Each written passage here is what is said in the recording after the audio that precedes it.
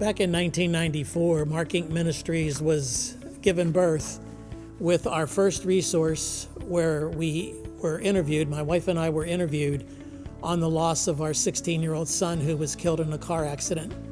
We were receiving phone calls from all over the country from people who had just lost a child, and they wanted to know, what do we do? How do we handle this? How do we turn this to God, into God's glory? How do we reshape this horrible circumstance into something that we can look back on and be proud of? And so we tried to answer everybody's questions. We tried to deal with each person as they called, but it got to be too much. And so what we did is we cut a resource, our first resource with Mark Inc. Ministries, on what to do when we lose a child, the loss of a child. And our thinking was that if you were in the room with us, this is what we would tell you. Well, right now we have a question from someone who wrote a very heartbreaking letter to us, and I want to read it to you. And then I want to do my very best to counsel this family as they grieve the loss of their son, Cameron. And I want to do so in a way where you, who perhaps have not lost a child, you may eavesdrop for a moment and allow me to minister to them by way of this video series. She writes, I'm working through Bible study, your wife wrote, called Treasures of Encouragement. It is helping me with the loss of our 20-year-old son, Cameron, who was hit head-on and killed by a heavily drunk and drug driver who was 11 months to the day older than our Cameron. My husband and I have been married 24 years and have 3 children. Cameron was 22 years old, lost him on September 24th, 2016. Peyton is 20 years old, and Dori is 12 years old. We are all struggling. Cameron was almost done with college to be an elementary special needs teacher. Cameron had so much respect for people, never judged them, always offered a helping hand, and loved Jesus. Since this ordeal, we have gone to church more, and we feel we can't get enough of learning about Jesus and God. I believe we took for granted that Cameron would be here longer than my husband and I. Cameron has taught us more than we taught him. I don't think Cameron realized how many lives he touched. We didn't either until approximately 500 people showed up to say goodbye to him. Cameron also participated in FCA, Fellowship of Christian Athletes, and eventually became a leader at their camps. Any words of wisdom? First of all, I want to say how sorry I am that you're going through this and that you have joined a club that no one wants to be a part of. No one wants to be a member of the club where parents lose their children. From a worldly perspective, it's not supposed to happen that way. Well, our children are supposed to bury us, it seems, but there are times in which the loss of a child can become so all-consuming, and that grief can become so unbearable that we don't know where to turn. I'm glad you turned to us, and I hope I can assure you that you are just as normal as you can possibly be at this station where you are with your grieving, with your journey of grief. And that's exactly what you're on right now. You're grieving. You are experiencing tremendous heartache and brokenness, and you have to allow yourself all the time that is necessary to walk down this horrible pathway and adjust to what Sharon and I like to call a new level of normal. That word normal has been redefined for you. When you joined this club and your life was going in one direction, now it's going in another, and it will forever be marked by the before and the after of losing Cameron. He sounds like a wonderful young man and sounds like a tremendous loss to you and to the world around you. One of the most difficult things that I experienced as a father was watching the rest of my family grieve. They were going through pain that I could not deal with. I could not handle. I could not fix for them. I could not make it better. And that's one of the things that your husband is more than likely going to want to do, is fix it. But we come to a place where we realize we can't fix it.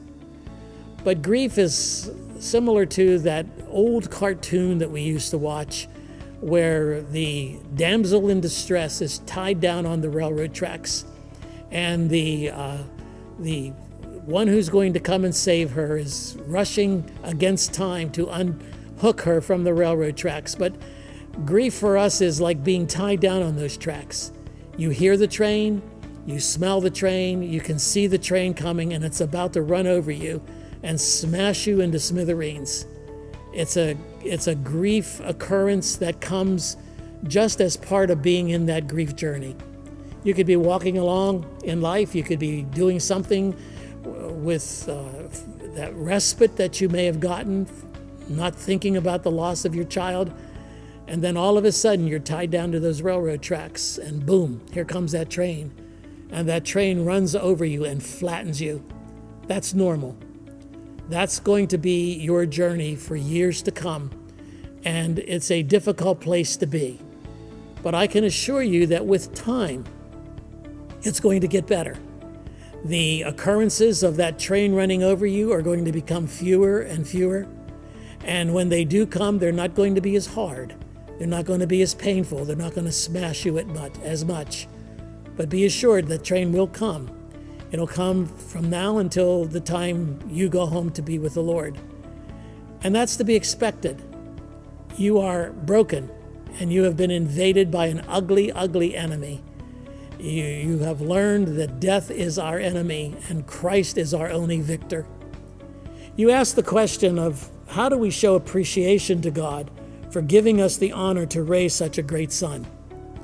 Well, talk about him and encourage others to talk about him. Talk about the effect that he had on others. Now, it may hurt when others come to you and talk about your child. In fact, they probably fear doing that. But encourage them to do that because you need it, your family needs it. You need to hear about your child and that his memory is not going to be forgotten. Those cards and letters after the first year are going to stop. You're not going to have people telling you that they're praying for you. You're not going to have the people saying how special he was. But gather around you those people who are willing to do that and encourage them to tell you what Cameron meant to them. And I think among yourselves, among your family, don't be afraid to bring up those wonderful memories, to look at those pictures. It took me quite a while to be able to look at pictures of my son Mark. It was too hard to actually see him in that happy condition and know that he was gone. But over the course of time, it does get better. It does become more manageable. And understand that your family's in pain as well. One of the greatest causes of divorce among parents who is parents who lose a child, where they just can't cope with each other and with the pain that each other is experiencing. We've learned to look into each other's eyes and know that there's a reason why my wife is looking sad. There's a reason now, years later, I can look across the room to her and I can say, I miss him too. And it's very, very hard to be willing to bring that up, but it's very much healing if you do. Don't be afraid to discuss with each other your feelings, how you're hurting, how you're experiencing pain and sorrow, and be willing to accept that, not only in your spouse, but in your children as well. You asked the question, the pain of not having Cameron's presence here is unbearable. It is difficult to function or feel that it's okay to be ever happy again.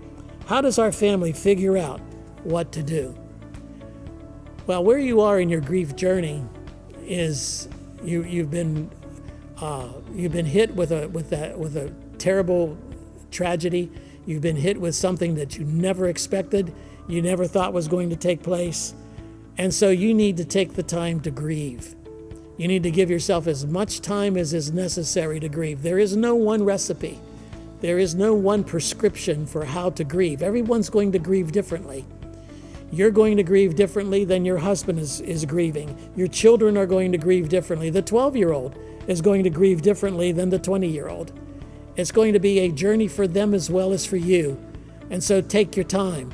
Be willing to experience each other's presence and grief and heartache and compensate for the fact that they're not grieving the same way that you are. You will be happy again. You will find joy. My wife and I, since we lost Mark back in 1993, our 3 remaining adult children have all married, and God has blessed us with 14 grandchildren. And there are times when we're sitting in the house and having dinner where we know there's one empty seat.